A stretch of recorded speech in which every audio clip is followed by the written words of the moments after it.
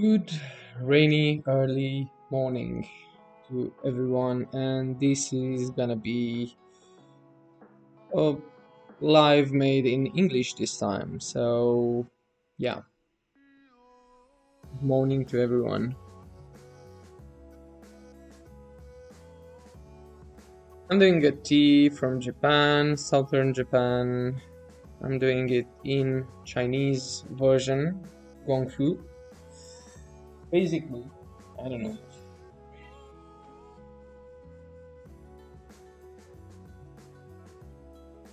And I'm doing the Gongfu version of the tea. It's a black tea from Miyazaki. The region is called Gokase. So, what I wanted to talk to you this morning is about flavors and taste and everything like that. And I know it's a subject that it's so complex. And while doing some research for the subject, I just realized that I have to put two disclaimers before starting everything. The first disclaimer is that, of course, if you're thinking about flavor in general, and if you think about anything in general, so we are always based on our limited knowledge of that moment. So basically, why is not cancer cured? Because our knowledge is limited to the moment, to what we know. So if we have a lot of let's say information from many aspects of life and many science like chemistry and everything, maybe we will be able to solve many of the problems that we're facing in medicine and anything. So the disclaimer is basically that everything that I'm presenting right now is based on my information and the knowledge that I acquired up until today. So that's the first disclaimer. So don't take it 100% sure. Just take it that it has some science information, and of course, some of the information is maybe might be missing. So this is the first disclaimer. The second disclaimer is that when I will say everything is chemistry, so let's say that everything is chemistry, this glass is chemistry, everything is. So everything has chemical compounds. Chemical compounds does not mean that thing. I know when you're faced with tea and you talk about tea, you might think that, oh, probably this is somehow, I don't know, like something bad has, just because it has chemical compounds. So everything is chemical compounds. We start with that, and like everything, like we are chemical compounds. So when I say chemical compounds being part of the tea, I don't mean like in a bad way. This is an organic tea and still has chemical compounds, because chemical compounds means chemistry is like everything, substances, like that's chemistry. Okay. So now that I made those two disclaimers clear, that everything that I'm presenting is based on the knowledge that I have acquired up until today, and when I specifically say chemistry, chemical parts, then now I can move forward to explain about flavors and taste. So I made like a notepad right here so I can keep my discussion just a bit more organized. So when you have tea, and I made some tea so we can discuss easier based on the tea that I'm making right now. Remember, I'm also live on YouTube, and you can see from above, and you can have a better view of what I'm discussing on YouTube. You just have to search on YouTube, um, a cup of tea live with Teamelier. That's what you have to search for. So if you search that, you can find me on YouTube, and you can see this live at a much better quality, much better audio, and some, of course, background music that might enjoy this experience. That might make you enjoy a bit more this experience. So when we begin with tea, there is like uh, three parts. There's a beginning of tea, which when you begin with tea, you see.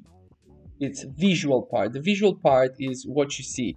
So what you see is the color. That's the first thing that you start with. So the color of this tea, it's I would say orangey kind of golden, red golden, more towards red. That's the first thing that we do. So that's the beginning of tea.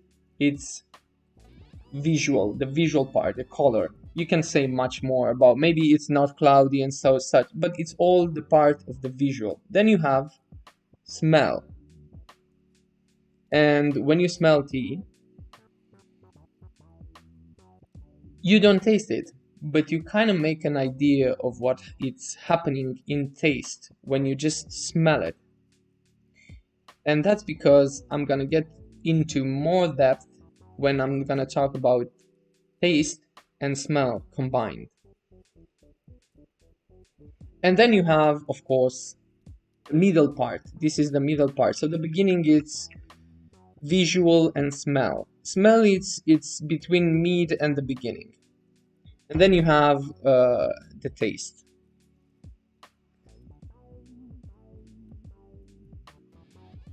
While the tea is still in my mouth, that's the taste. While the tea is going down my throat, that's the flavor. And we are still at the middle part. And then you have the mouth feel. While the tea is traveling, you feel like the texture of the tea or astringency and so on. We're gonna go into more depth with each part of it. And then you have like the finish of the tea. So there is a beginning, mid, and finish. The finish of the tea, it's the aftertaste. So what happens when the tea is inside you and it leaves your mouth and goes into the stomach?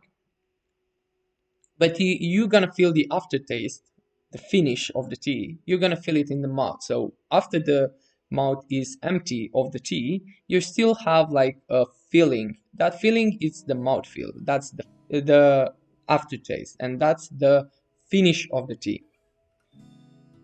So now that we made like a five five step of how tea smells, drinks, and so on, we can go to the next. What's the difference between taste, smell, and flavor?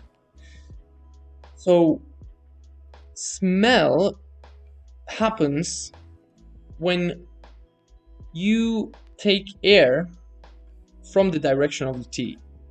So you have like receptors in your nose, behind around here. You have like receptors that will perceive some of the chemical compounds in the tea will be perceived as smell. And they go to the brain, and the brain receives that information. Then you have the taste. When the liquid, the infusion, the steeping of the tea, it's reaching and it stays on your tongue.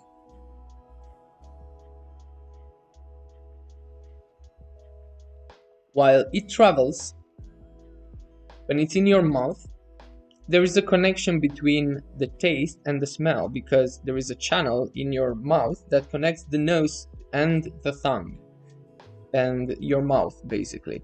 So that channel also allows you to breathe, to take some of the air that you have inside your mouth through your nose, and that gives you the information of smell within your mouth, which means then you can create flavor. So basically, flavor is born out of your smell and taste. Taste is made out of 5 major tastes, let's say it like that. So you have sweet, sour, bitter, salty, and umami. Umami, it's like this, the taste of savory, the proteins that reach your mouth and you taste them, and it has like a taste of savory. When you eat cheese, you love cheese because it has the savory taste. When you eat meat, you love meat because it has the savory taste. And when you maybe eat seaweed, you also feel that savory taste very, very strongly. And you can find that also in tea. Now, those are the five major tastes that a human can have usually. What happens when you combine basically taste and smell? It's born, basically flavor is born. So when you say it's very floral, it's very nutty, well, that's an information based on something that you tasted before, and an information made out of two feelings, two sensations: the sensation of taste and the sensation of course, smell, odor.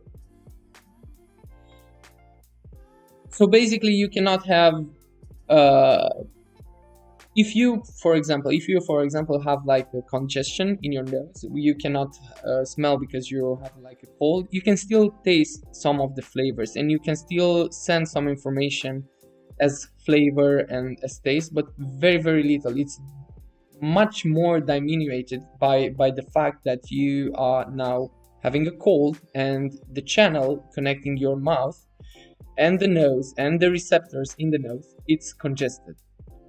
So you can still feel some, because some of the air is still going in your nose from the mouth, but it's not as strong as before. Why is tea now tasting sweet, sour, bitter, salty, and umami? And what's the difference between bitterness and astringency? So when you have tea, for example, this tea, it's a red tea from Japan, a black tea from Japan. It has a bit of astringency, it has a bit of sourness, and it has a bit of bitterness, just a bit.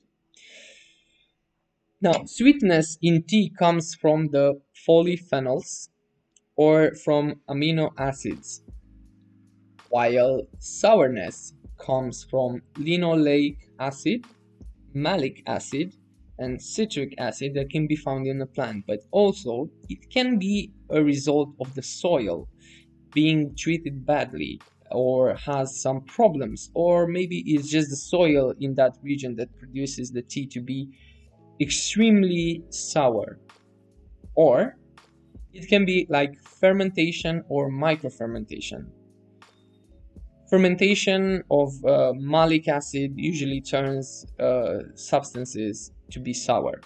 So it's usually not a good thing. For example, you take a tea, you steep the tea, you make an infusion of that tea. And what happens if you cool down the water? If you cool down the water, then you have exactly that feeling, that taste of the beginning of fermentation, which turns it sour just a bit. So if you leave like one day a tea, just steep the tea, make the tea, and leave it out in the cold, and it starts to ferment. If it's hot, so if you're keeping it at 70 degrees Celsius, it won't start fermentation because it needs to cool down so the enzymes can start. Enzymes will produce that fermentation. So basically, sourness can be most likely a bad sign of tea. It's not necessarily a bad sign. If you want the tea to be sour when you make it, then when you process it, when you're a tea producer, if you do that, then basically, yes, the tea can be sour, but that's because you want it. What do I know about teas from India? They're very, very astringent, and you most likely cannot drink them without milk and something to mild down the astringency.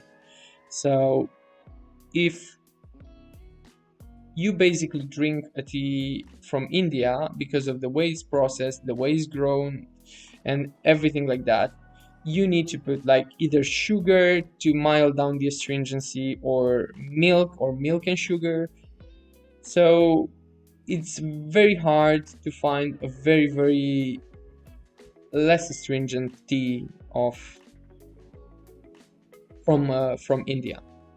Anyway, I don't know a lot of the tea from India. I know about some kind of some teas from India, and the most teas that I drank from India, they were like very, very astringent. And then you have the polyphenols that produce bitterness, astringency. So bitterness, it's different from astringency. Astringency is a mouthfeel, it's a sensation within the mouth.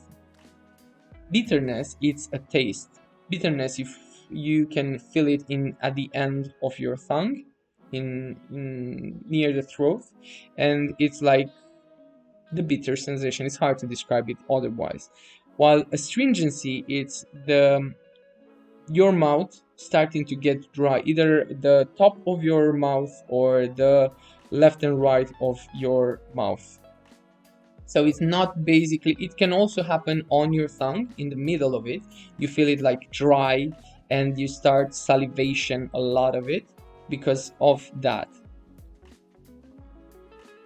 So, and then you have saltiness. Saltiness is also produced of amino acids present in the plant and proteins present in the plant in the tea. And umami, which I talked, it's the savoriness, is also because of the amino acids. So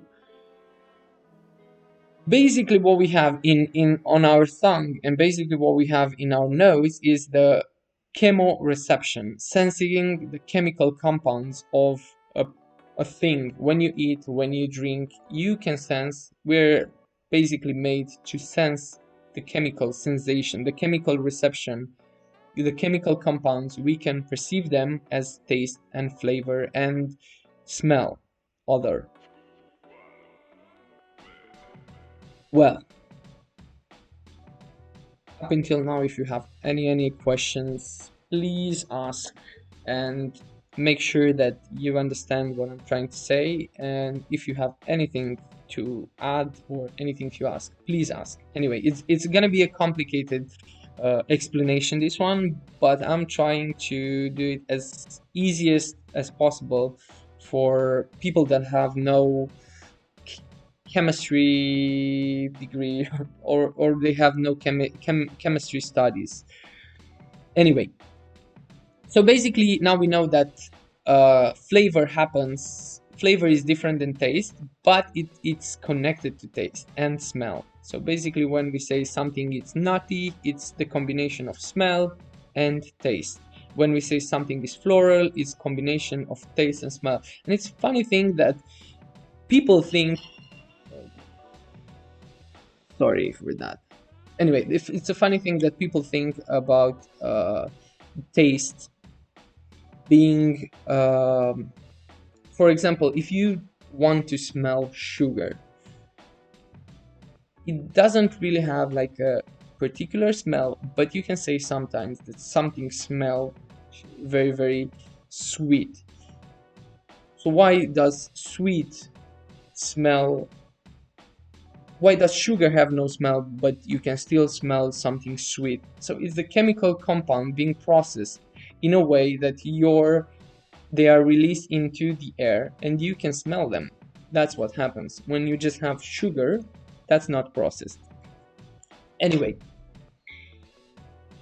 now flavor in tea comes from basically almost so many aspects. It's like if the tea wake up in the one morning and went to work, or decided not to go to work, or something like that. It's like decision making. Any decision has an impact on the flavor. For example, oxidation. What happens to the tea leaves when they're cut and you try to break them, to roll them, they start to oxidize. Basically, the air interacts with the plant and it burns it. So that's oxidation. So oxidation, in this case, interacts with the flavor. If it doesn't have oxidation, so no oxidation, usually we find the following tastes. No oxidation, it means usually a green tea. And you find the flavors of grassiness, vegetables, marine, some seaweedish, uh, some grains as well. So those are the notes of flavor that you can find into, of course, into the green tea. And that means no oxidation. Then you have some oxidation, some teas that have a very, very low oxidation, like 20%, and 20% is very low.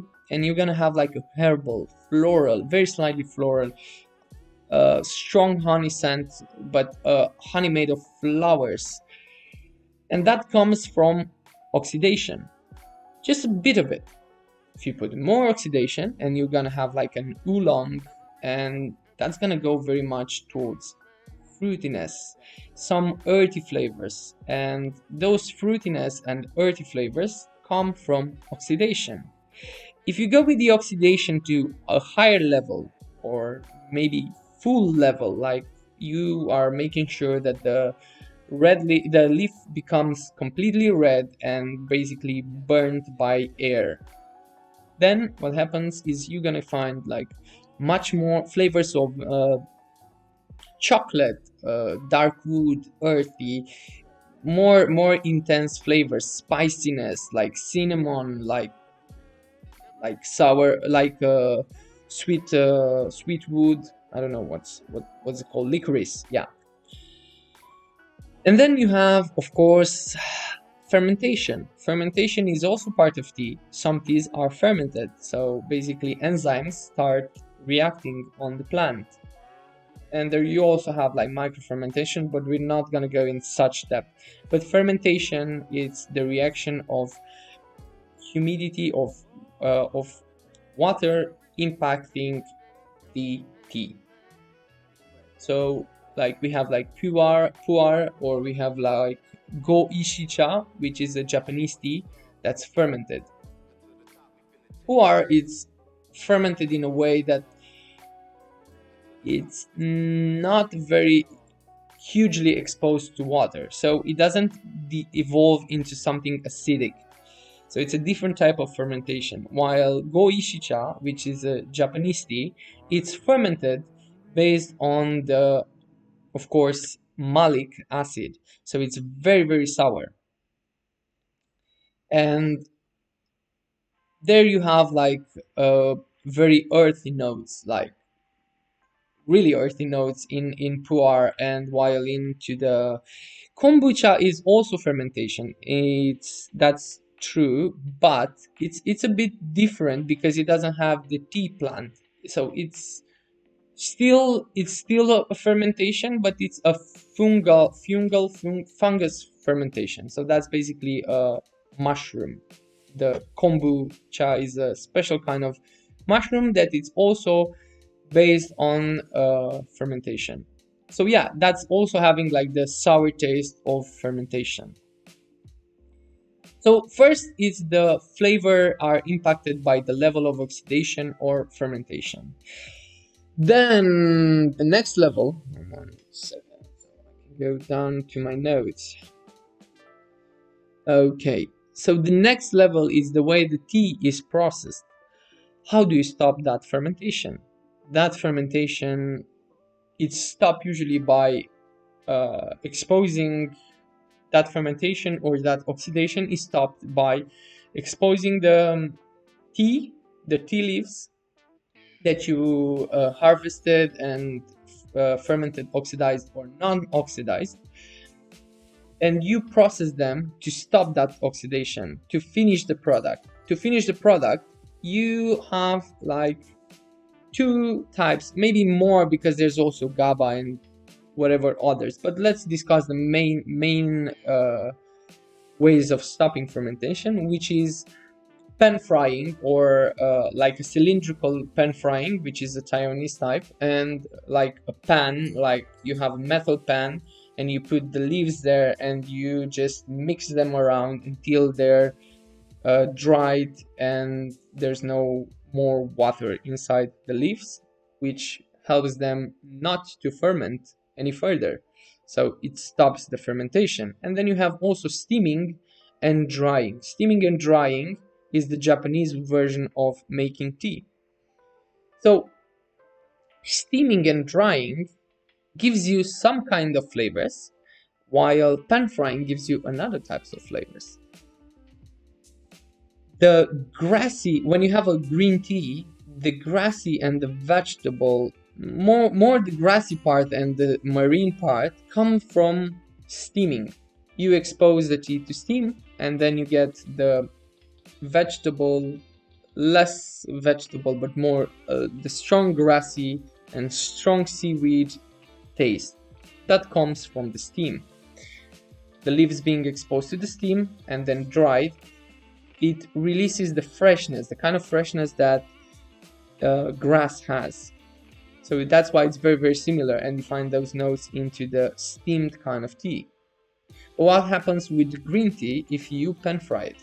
Well, it changes the taste. Even if it's the same type of tea, the same leaves, if you expose it to like metal, hot metal, and you dry it in while processing it, what happens is that that tea is gonna get more like grain kind of notes, like uh, fresh boiled corn or vegetable kind of notes. Those are very, very specific to those kind of tea.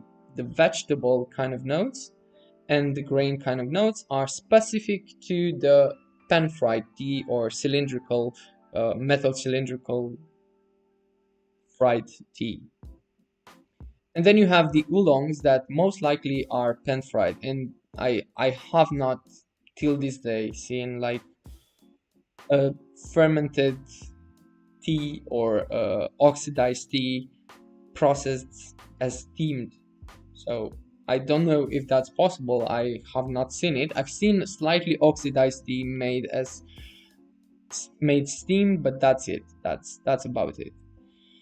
So the taste is influenced by the way it's processed, by the way it's oxidized, fermented. But what happens when you buy the tea and you're at home? Can you influence the taste of the tea? Well, you can make it stronger. Yes, you can feel some notes that you might not like. For example, if you don't like the bitterness, the astringency, there are some tips on how to brew that kind of tea and to make sure that you don't have that notes in the steeping of the tea, the astringent, the bitterness, probably if you know how to adjust. So how do you do it? So basically, you have a teapot. You want to put the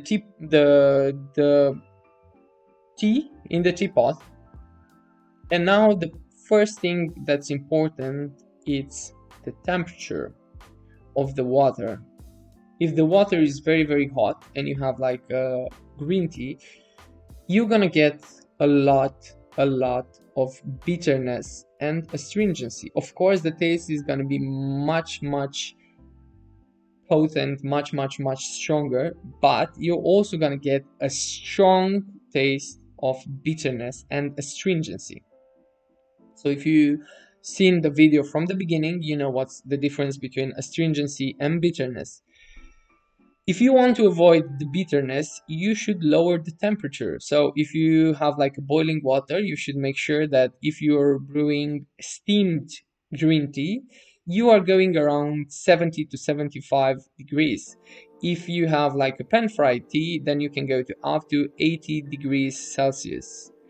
And if you are having like a black tea or oolong, you can go a bit higher than 80 degrees. You can go to 85, 90, 95 for dark tea and for oolong and for black tea. So then you have the time of the steeping. So the time and the temperature and the amount of water for the amount of tea, that's also important. If you want a light taste, then you put a lower amount of tea for the amount of water that you have. And of course, the time, you can increase the time. If you want to steep it just one time, you want to get the taste and you want to be as economical as possible with that tea, you just put the tea there. If it's a green tea, just put like 3 grams for 3 to 4 grams for 200 milliliters, 250 milliliters, and just let it sit there for 1 minute at 60 to 75 degrees Celsius, and you get a very nice tea.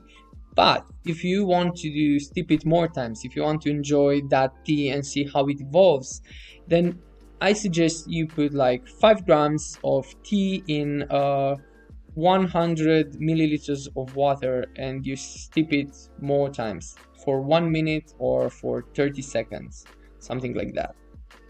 So also the time, also the temperature, and also the amount of water per tea influences the taste. Well, not that much, but it makes it stronger or less stronger, and you can have some of the characteristics of the tea, like bitterness, the taste and flavors, more strong or less strong. You can balance it from the way you make it. And the last part that influences, well, the last two parts that influences the taste and the flavor less and less than ever possible, it's in what do you make the tea. The ceramic, the pot, the glass, the everything that you make the tea in influences the taste. But it's like, if you're able to tell the difference between two different nutmegs from the same plant grown in two different parts, well, then you can tell the difference between how much a teapot influences the tea. It's very, very slight. For example, another aspect of the influence of the tea is the water. So if you can tell the difference between two types of water that are very, very similar, then you're probably drinking water as a professional sommelier. I know it's a new thing, it's just starting to evolve more and more, but there are also water sommeliers, people that taste water and based on the minerals present, based on the chemical compounds present in the water, they can make a difference, and they say, okay, this water is nice, this water is not, this water has more saltiness, and stuff like that. So that also influences the taste of tea, but it's such a slight influence of tea, of taste. The same way that if you make the tea in a glass pot, if you make the tea in a porcelain pot, if you make the tea in a more like ceramic pot, like clay, there is a very, very slight impact. Something that probably we are not able to really sense to the full width of it.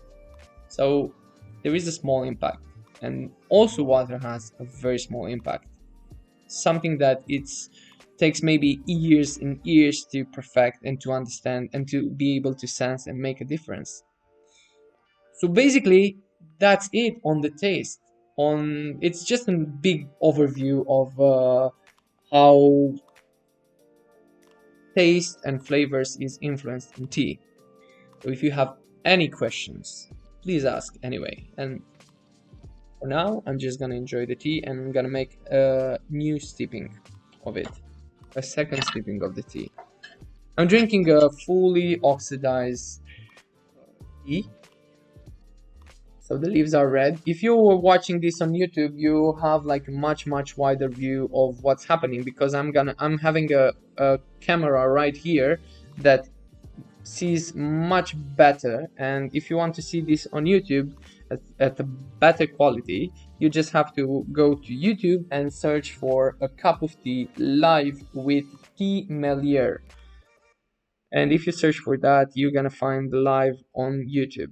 So because of the light, it's a bit, it's a very rainy morning, so yeah, it's a very red kind of tea, red leaves. Anyway, let's make the second steeping.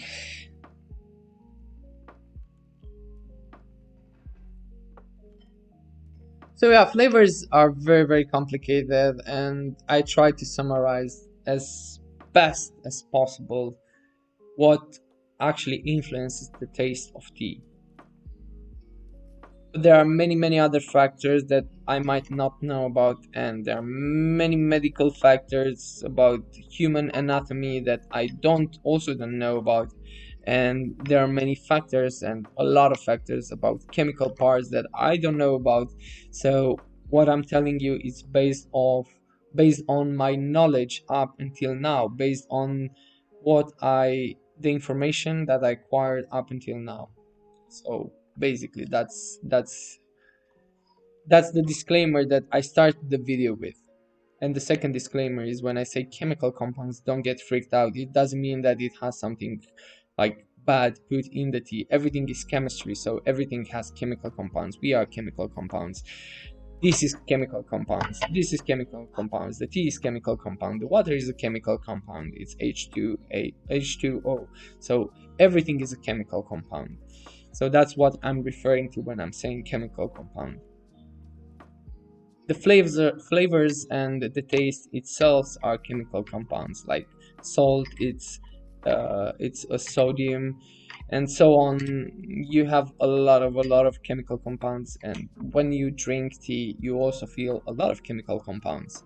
And this also is an organic tea, so it doesn't have like an outside influence on the tea. It's basically naturally grown. I don't care that much about a tea being organic or not, because I don't think that much that it influences.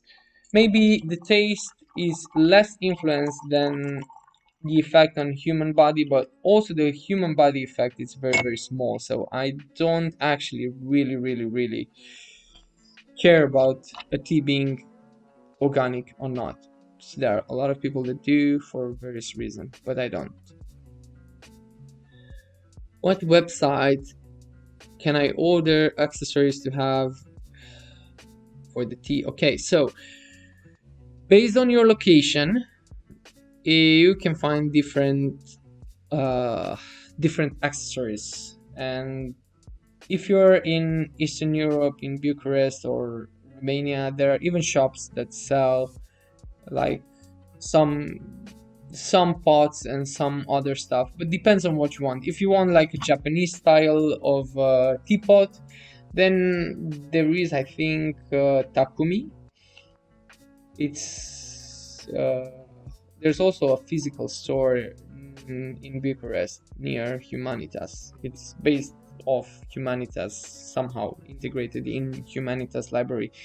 But if you are looking for, like, let's say a guy one, you want the Chinese version, I think there you can find it on teas.ro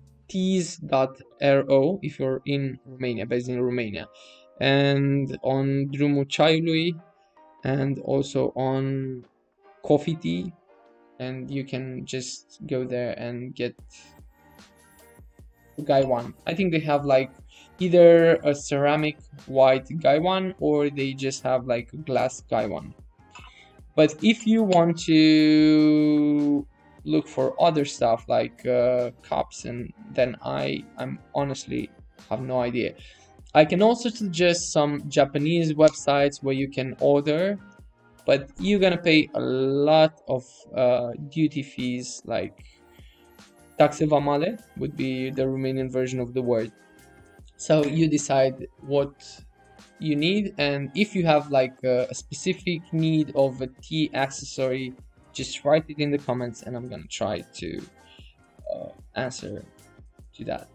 So for now, I'm gonna stop the streaming for YouTube, and I'm gonna continue for a bit more on Instagram. So if you have any questions, come down to the Instagram. You find the Instagram right here, Teamelier. And you can come down to Instagram and watch the Instagram live streaming. Anyway,